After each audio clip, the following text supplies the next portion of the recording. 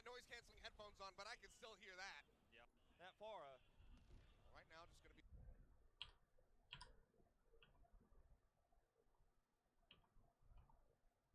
All right.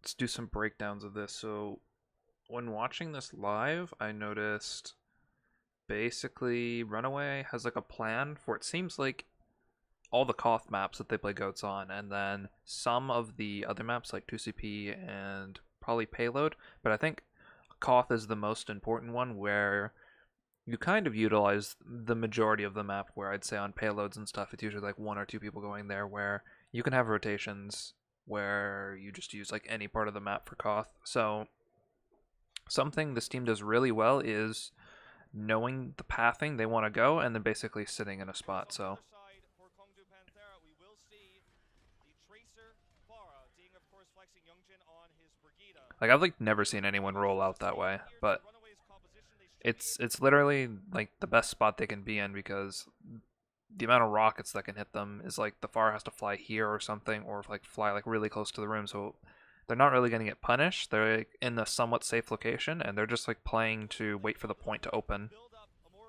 efficient economy here, but it's all about avoiding that Farah. And really, you just have like the Lucio scouting at the back of the room, and then Hacksaw like third personing. They obviously know there's a fire. They see the rockets coming down, but now they're gonna get a glimpse of the Winston, or of the Reinhardt. Sorry, and that swap come through. And then they just make their rotation to the point. So like they've not been spammed by far until the point is opened, where I find like a lot of other teams will have like taken that little bit of poke and they're like, oh, it's fine, we're just building up to Moira ult. But a lot of times, if you allow that far to be at like 50-60% ult charge, like as soon as this fight has been going on for 10 seconds, they're gonna have barrage, and then it's gonna be very difficult for you to win the fight if the Fer is able to play in like a safe spot and like barrage down the Rhine shield, or like force the Diva to like suicide into her. So Trying to deny any of those rockets as the dive comes in. They're looking for Youngjin, and they're gonna find him. Pumper getting the first kill of the grand final. Runaway in on. especially because they basically like nullified the Pharah, where the Pharah is at 40% ult charge and Kongdoo doesn't win by poking. They don't have the speed boost to disengage, and you can see right there, Youngjin literally just got engaged on, and it's just getting insta-killed.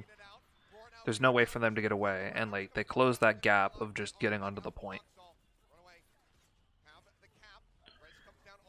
The only thing Runaway has to worry about is like they don't want to spend too much time out, and actually this zone right here give more time for Ding to actually kill the Rhine. So it's like super important that they like get their engage off like they did. That was super good. But then like you gotta kite back and then basically find that hiding spot and wait for the reset fight.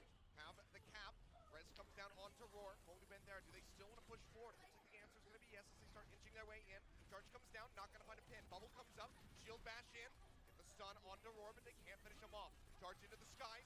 Ding falling low, but not gonna go down. He's so close to that barrage to come through. I'd say Ding does like a pretty good job of actually baiting. His movement spells are like insane. So like Janu's technically forced to do this, because when you're playing against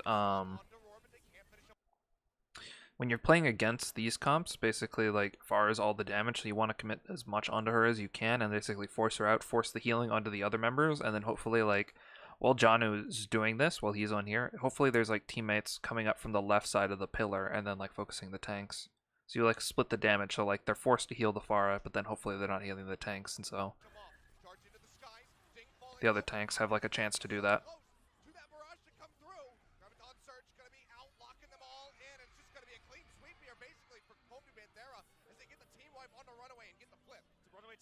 So I feel like, yeah, the bad engage that Runaway did was basically they forced them out and they like traded, but they didn't trade and then reset or like completely finish them off, because they allowed the res to come up, and then they also allowed Decay to get out with his energy. And the problem was like Decay is technically going to have more targets to hit with his high energy than Stitches, just because there's not going to be as many people on the ground. So Stitch isn't going to be able to farm grab as efficiently as Decay is. So there was a poor reset, and then Ding didn't even do as much, but like trading against the Rhine is actually what Kongdoo want to do. So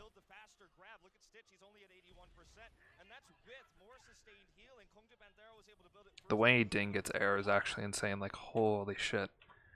I don't see anyone abuse this, but he just gets like max.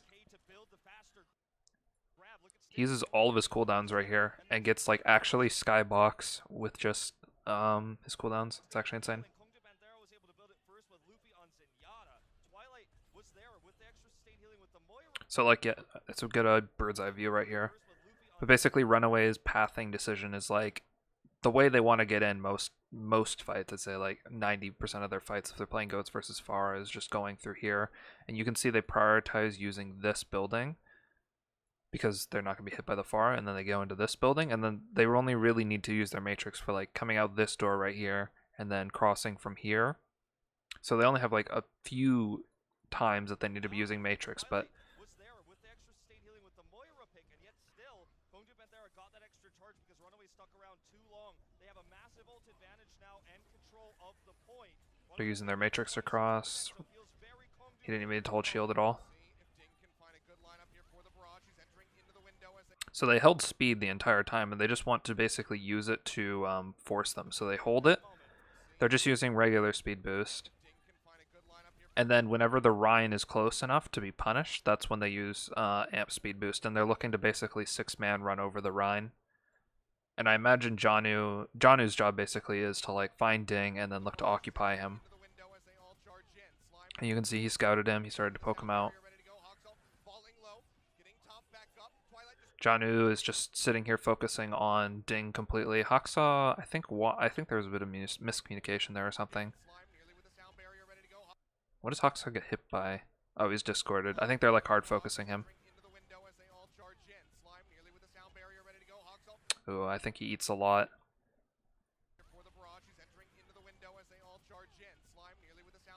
Ooh, yeah, he eats like a full right click. From Zen, and then also a right click from Decay, and then I think a rocket as well, so he goes like basically to nothing, even though he's getting spam healed at the moment.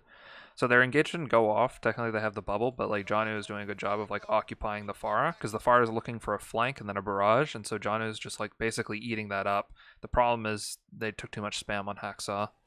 Stitch's ult doesn't go off.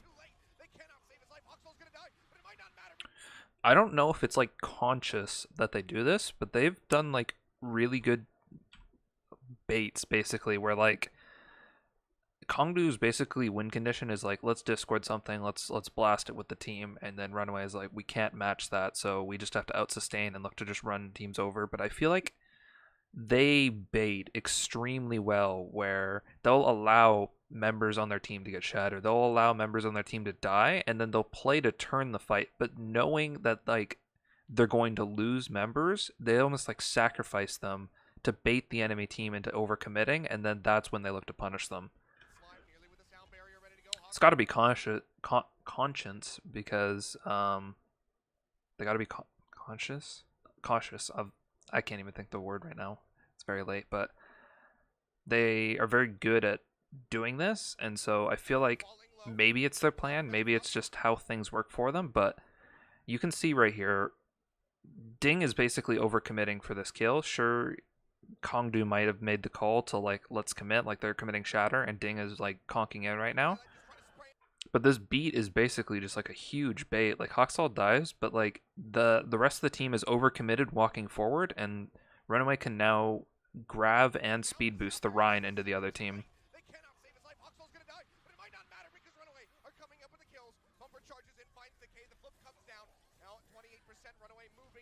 Like the trade was just literally bait the Rhine in because they think they've won the fight, because they think, oh, Hacksal's down, now we win the fight, but they just ran right into a grav. And the problem Kongdoo has is they don't have anything to eat the grav, so Stitch can literally free grav all day. Any grav that he wants to see, he can just shoot it in, and then as long as Janu has suit, they can like play to counter the barrage. And that's basically the only win condition, is like lose someone from Kongdoo, like picking them off with Discord, or like losing to barrage or grav. That's like the only win conditions the other team has, and they played to counter like 2 of them, and they didn't have grav yet, so.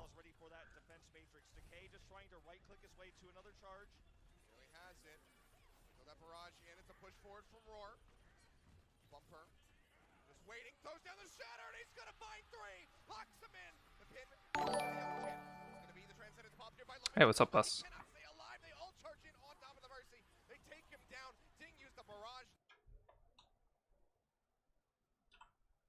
it is a bit tragic for Kongdoo. Bumper just waiting, throws down the shatter, and he's gonna find three. Locks him in. The pin gets rid of Youngjin. It's gonna be the Transcendence pop here by Lumpy, but Coma, he cannot stay alive. They all charge in on top of the Mercy. They take him down. Ding used the barrage. They're at like a weird percentage where I feel like they overcommit. There's like, it's okay, I'd say, to commit the Valk super early because you can usually build it because your tanks are taking a ton of damage versus goats, and then barrage is a little bit more exploitable, but yeah, it did.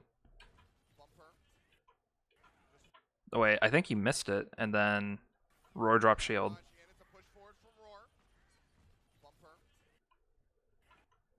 Or was it late? That's weird. It looks weird. Because he like stuns right there.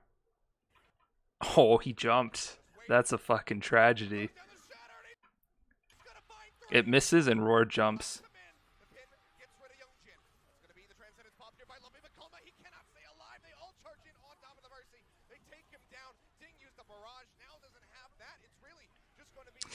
Yeah, that kind of sucks.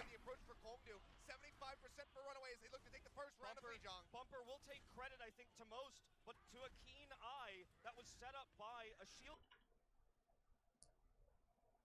I think he tried to. I don't think it was lucky. I think like even if you don't get the stun off, threatening the Rhine and like stun bashing in like he did, you know, Rhines do it all the time where they try to like jump and like toggle shield or like just jump away to like dodge things. I think that's probably what his mindset was. Roar was. It was just like, I'm gonna jump away to try to dodge the stun even if we don't have bubble, because they probably didn't have bubble. I can't track that because there's too much shit going on. But maybe that was his thinking. It was like, even if I don't do that, I'm gonna try to jump, and that's what caused the shatter. So maybe Bumper is just like a mega mind who was tracking that.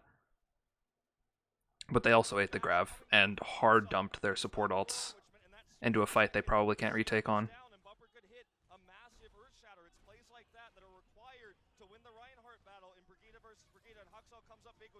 One more chance here for Panthera. Back out, rally, ready to go. Youngjin gonna toss this one in now. He falls low, almost goes down. Will be able to stay alive. Graviton Surge comes through, finds two. Lumpy's gonna die. They lock down Decay. They get rid of him. Dash to the side. Coma tries to get the hell out of dodge, but he...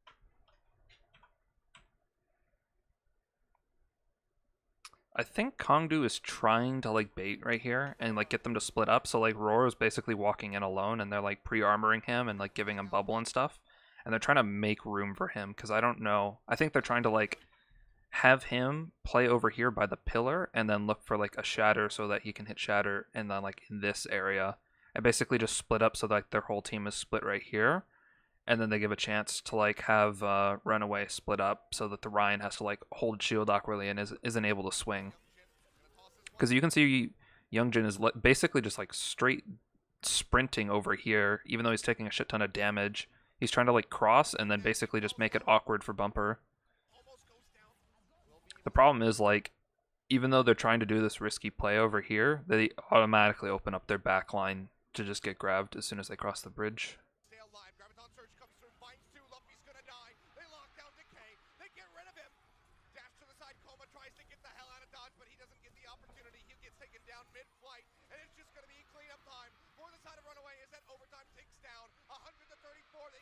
I think it was quite impossible for them to retake whenever they had ult dumped as hard as they did the fight before. Zenyatta here as well as their countermeasure to the enemy grabs, because they don't have any way to eat it because they're running a D.Va-less composition with the Pharah. So that's why they have to run the Zenyatta. It's not for Discord orbs, but it is for Transcendence. More sustainability on the side of Runaway. Well, again, just waiting.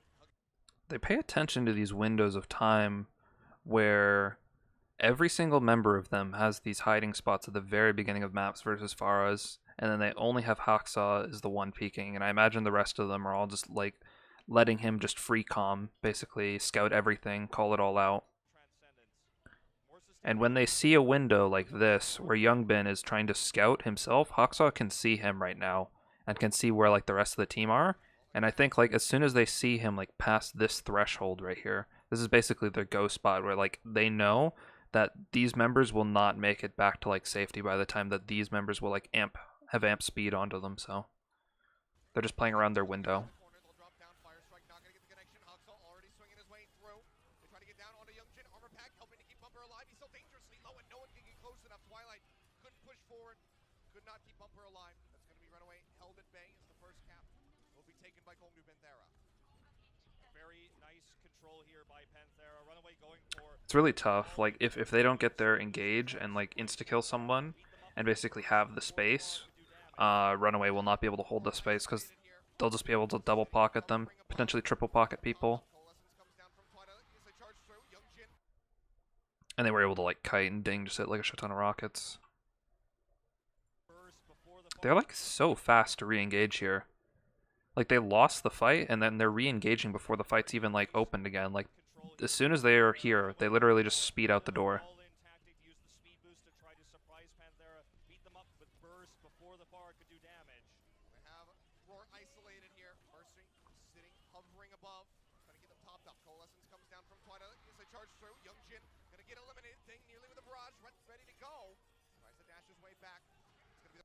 These rotations are, like, exactly what they want. It looks very minute, but, like,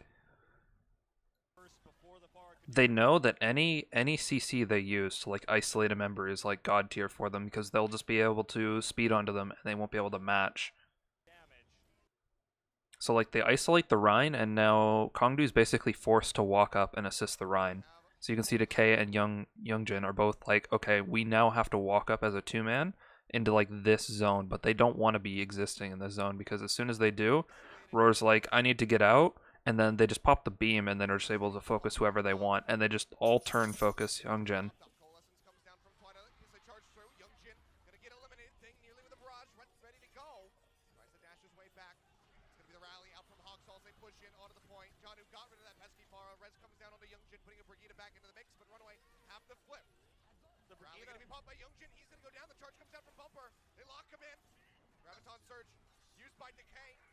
No, I don't know about that, Grav.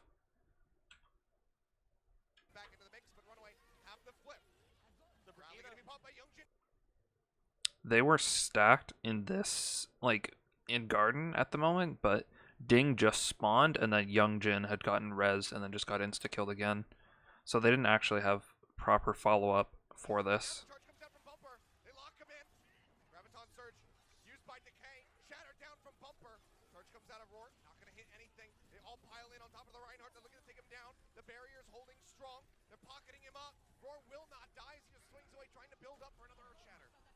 Gets the charge kill. Stitch comes up with a big one.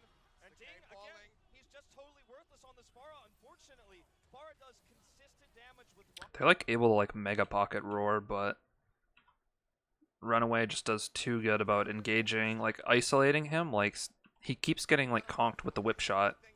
With the whip shot, with the boost, with, like, boop. Everything is getting hit on him, and then he's getting isolated, and then, again, it's like... the rest of his team has to walk up into, like, this bad area and then use all their cooldowns on him, and then they can potentially just get run over after the fact.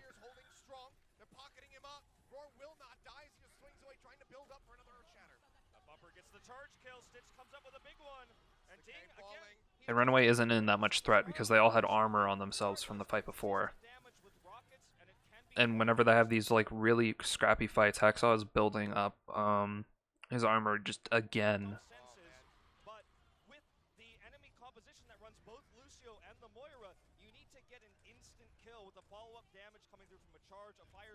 Or just a swinging hammer. Otherwise, it doesn't matter that you're running triple tank. They're running the Pharah, it feels like almost only for combos with grab, but Runaway has ways to shut that down. They have more sustained healing, so Ding, his damage is only to build a barrage that he can never use. Charge coming through yet again from Bumper as he goes in deep. Stitch finds Decay for the second time the barrage comes out. Will eliminate... It feels like it's such, like, they're so baity and so smart about their positioning, because, like, it looks like they're not playing that aggro. I don't know. Maybe they're just, their Go Switch is just so strong as a team. Kongdoo's playing to their win condition, which is basically just have the pharmacy touch the point, force a member back, and then look to isolate the goats with the barrage. But I think Runaway realizes that, and they literally just hard force engage, like, Hoxha is going to get his stun off unless it gets bubbled. Even then, it looks like they might just crack it and then just look to one-shot whoever they can because he's getting speed boosted and he has his armor, so he's insanely fast. Deep Stitch finds Decay for the second time. The barrage comes out. Will eliminate Slime, but Dang and Coma both go down. No more Pharmacy, no more nothing. Kongdoo Panthera can barely leave their dropship. 57% now for Runaway as they keep ticking up. Roar almost has another shatter.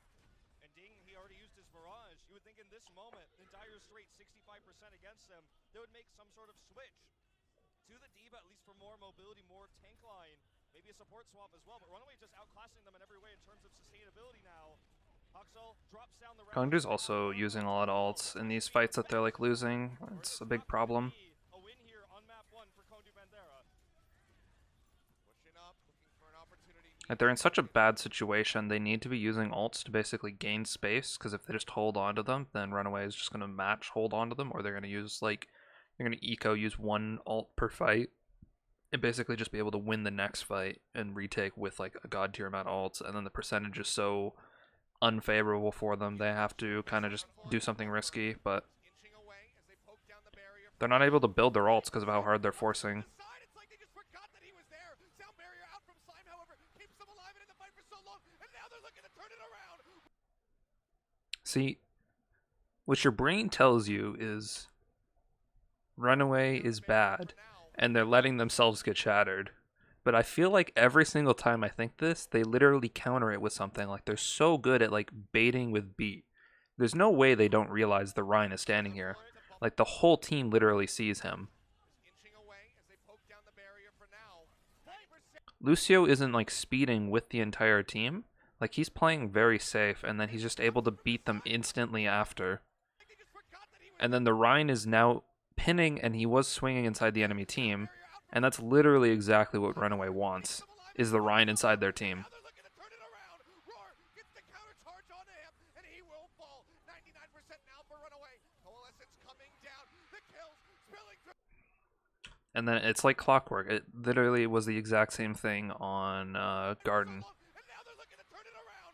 Roar gets the counter charge onto him. They bait the Rhine, then Kongdoo is forced into a 99% now for very close area because they need to get onto the point. They need to try to help the Rhine, so they walk in through the doorway, and then it's just immediately they get grabbed as they're trying to come in. Coalescence coming down. The kills spilling through. It's a team wipe. Runaway. They take it 100. Like, I feel like their strategy is basically displace the Rhine, force the other team to overcommit to save him. Then when those members are like panicking trying to like get to their Rhine, they then just turn the fight on the group after they've already killed the Rhine.